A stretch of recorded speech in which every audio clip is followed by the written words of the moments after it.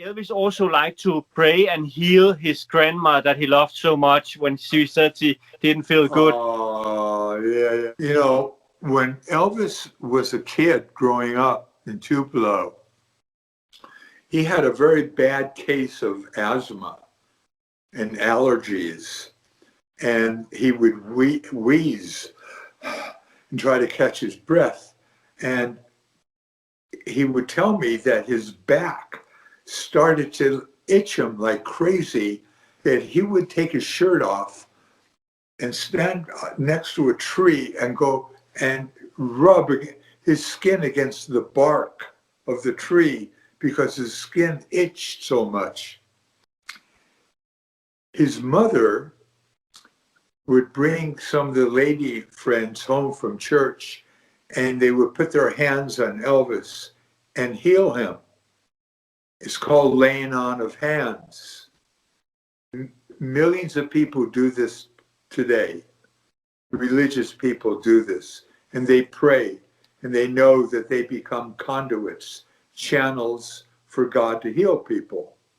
Not that they're the healers, but God is the healer. Well, Elvis felt that he was a healer, and he was. One day, we were at Graceland, and his father came up and said, Elvis, Grandma is having one of her spells. She doesn't feel good at all.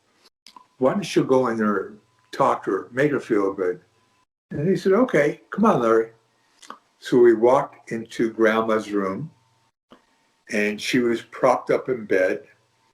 He walked up to her, and he said, Grandma, how you feeling?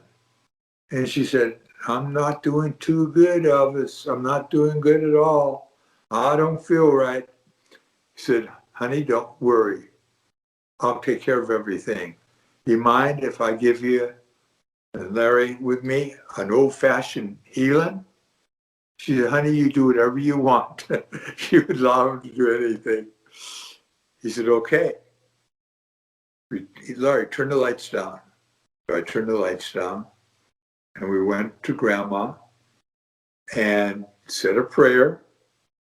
We put our hands, and Elvis put his hand on her forehead and on her head and up here and on her arms. And this went on for about 10, 15 minutes. And we stopped.